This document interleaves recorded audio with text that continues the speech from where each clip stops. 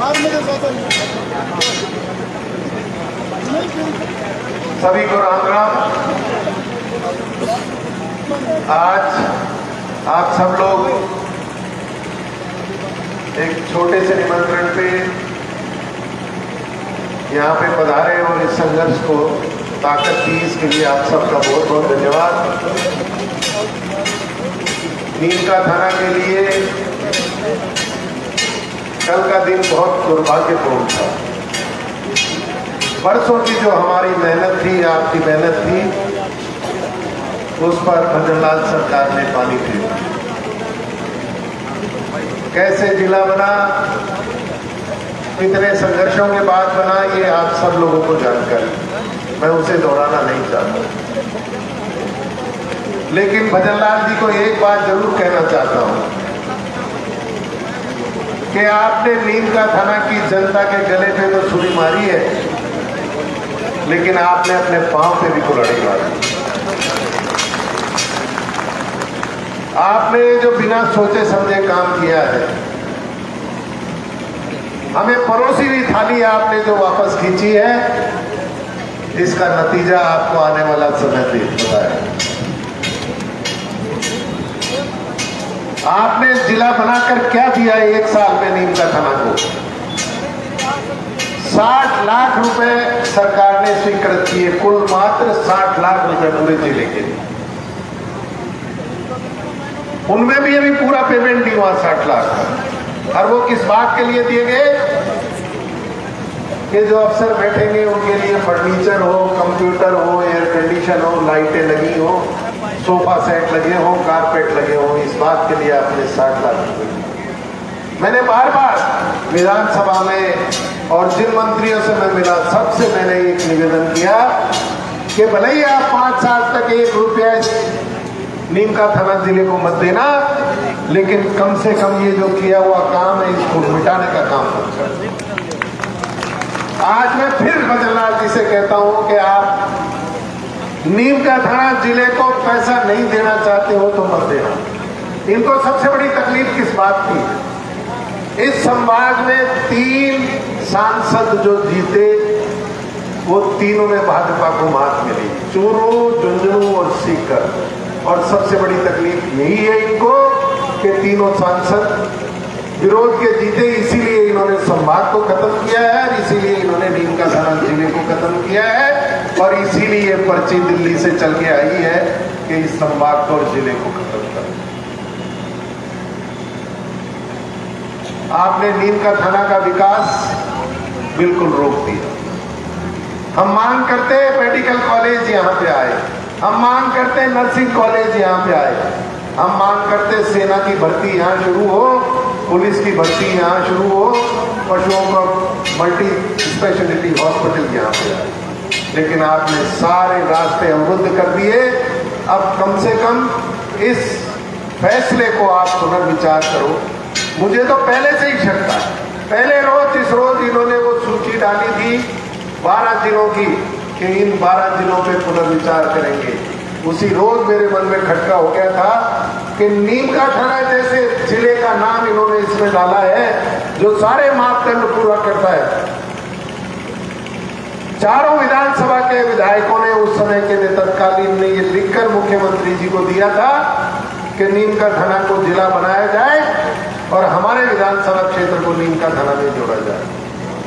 आज 1.5 साल हो गया, 1.5 साल से यहाँ पे कलेक्टर के और एसपी के कार्यालय और अन्य कार्यालय बड़े आराम से चल रहे हैं।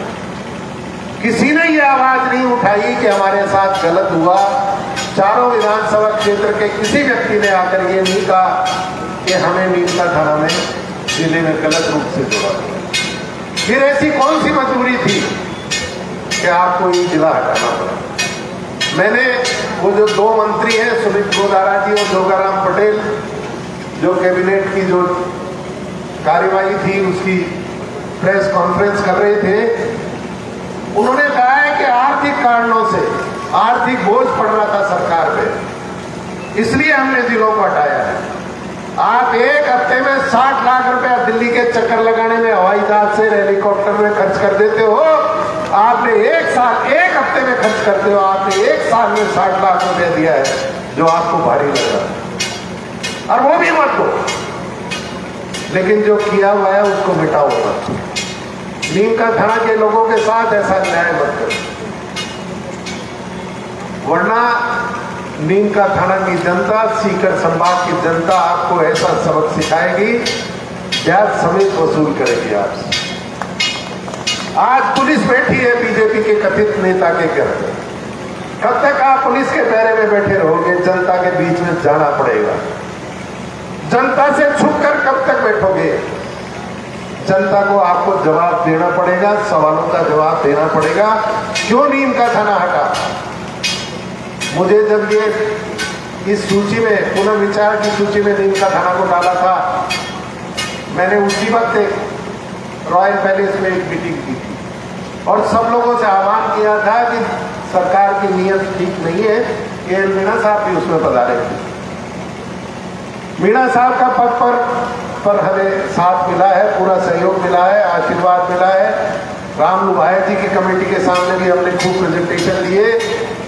ललित पवार साहब के यहाँ भी हम कई बार साथ गए हैं, उनको प्रेजेंटेशन दिया है, पूरी वस्तु स्थिति बताई है और कमेटी के दोनों चेयरमैन इस बात से संतुष्ट थे कि नीम का थाना सही मापदंड पूरे करता है, ये जिला बनना चाहिए। तो मुझे जब खटका हुआ था तो मैंने मीटिंग बुलाई थी, लेकिन लोगों को ये विश्वास नहीं हो रहा था कि नीम का थाना जिला बन रहा, जिला हट रहा था। सब लोगों को ये लग रहा था कि ये तो सही मापदंड पे जिला बना है, अब ये हट नहीं सकता। कुछ बीजेपी के नेताओं ने इस तरह के भ्रामक प्रचार किए कि ये राजनीतिक फायदे के लिए इस तरह का प्रपंच कर रहे हैं, जिला कहीं नहीं जाने वाला।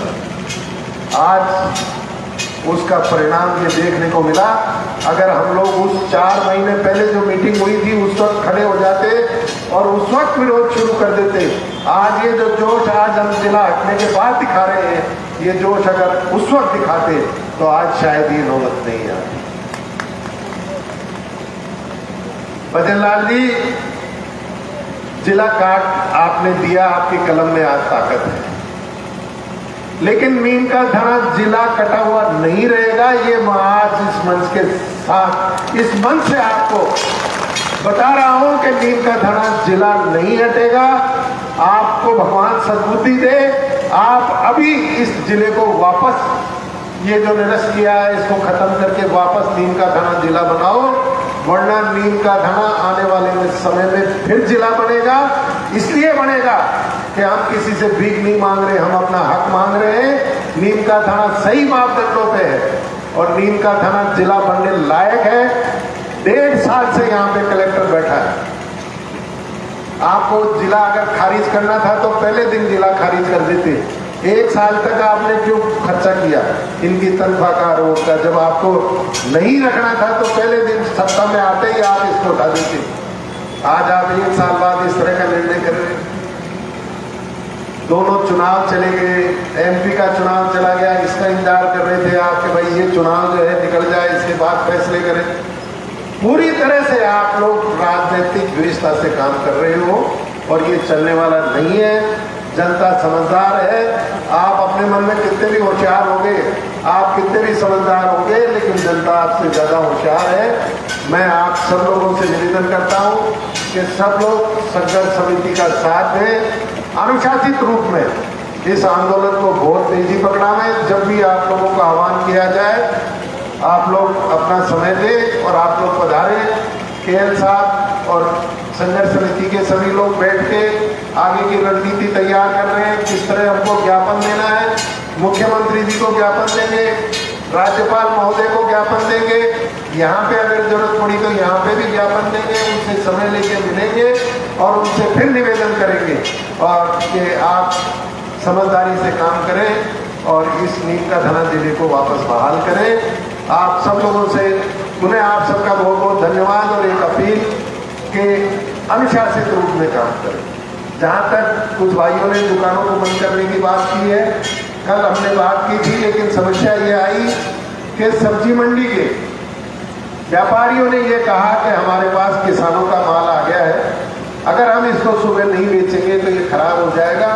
और उसी वक्त उन्होंने सहमति दोनों व्यापार मंडलों ने ये दी थी भाई मदन जी यहाँ पे मौजूद हैं आड़तिया, भाई बाबूलाल जी भी उसमें शरीक थे और सब लोगों ने सहर्ष, किसी तरह का दबाव नहीं था उन पे, और सहर्ष उन्होंने घोषणा की थी कि हम अनिश्चितकालीन रूप से जब तक संघर्ष समिति नहीं कहेगी तब तक मंडी को और सब्जी मंडी को और सभी मंडियों को बंद रखेंगे। फिर हम उनसे आग्रह करेंगे कि जनता का जो मानस है, जो जनता का जो वो है, सब लोगों का ये आग्रह है, तो उस आग्रह को हम फिर से करके उनको फिर से पहले बंद कराने की बात करेंगे। और आप सब लोगों से निवेदन है कि आंदोलन को शांति प्रिय रखें, जब तक जरूरत नहीं पड़े इसको शांति प्रिय रखें, और अगर आवश्यकता पड़ेगी, अगर कोई और किसी तरह की, जैसा कि भाई लोग कह रहे हैं कि हाईवे को जाम करने की आवश्यकता है, वो भी अब नौबत आएगी और संघर्ष समिति तय करेगी। मीणा साहब से भी हम बात कर रहे हैं, हाई कोर्ट में भी जाने की बात कर रहे हैं कि कानून का सहारा दें, उनसे भी हाई कोर्ट से भी ये निवेदन करें कि इस पर स्थगन प्रस्ताव किसी तरह का स्टे हमें मिल जाए कि ये जो इस पर रोक लगे, हाई कोर्ट अगर इस तरह की रोक लगा सकता है तो वो भी वकील से बात कर रहे हैं, और जैसा भी होगा आप सब लोगों के सामने आएगा और हम लोग पूरा प्रयास करेंगे। मैं व्यक्तिशः इस मामले में मैंने पहले भी पूरा खुला दिमाग रखा है, विधानसभा में भी मैंने बार बार आवाज़ उठाई थी, आदरणीय गहलोत साहब को भी मैंने इस बात के लिए तैयार किया था, आंकड़े पूरे प्रदेशों के मैंने मंगवाए थे कि किस प्रदेश में कितने जिले हैं, कितनी जमीन वहाँ पे भौगोलिक भूमि है, कितनी जनसंख्या है और आबादी के कितनी आबादी पे एक जिला है, उस सब का कंपैरिजन हमने करके दिया था। और तभी उनका मानस बना था कि वाकई राजस्थान में और नए जिले बनाने की आवश्यकता है, और उन्होंने नए जिले बनाए। हो सकता है प्रायोगिक तौर पे उन्होंने 1-2 जिले छोटे जिले बना दिए, तो पहले भी छोटे जिले बने। प्रतापगढ़ बीजेपी के राज में बना हुआ है, जिसमें पूरी 2 विधानसभा में पूरी शामिल नहीं है, तो पहले भी इस तरह की बनी हुई है। नीम का थाना में तो 4 विधानसभा शामिल है, और सबका जो सबकी आवाज़ थी सबसे राय करके, और इसके बाद में इसका फैसला आदरणीय राम भाई जी ने किया था, तो किसी तरह की इसमें कोई कमी उन्होंने नहीं रखी थी, सबके सुविधा के हिसाब से इस जिले को बनाया गया था। तो अतः इसे जो काटा गया है, निरस्त किया गया है, इसकी हम लोग भर्त्सना करते हैं, कड़ी शब्दों में निंदा करते हैं, और उनसे आग्रह करते हैं कि जनता की आवाज़ को सुने और नीम का थाना जिले को वापस बहाल करें। आप सब लोग पधारे, यहाँ पे इतना समय दिया, आप सबका बहुत बहुत धन्यवाद।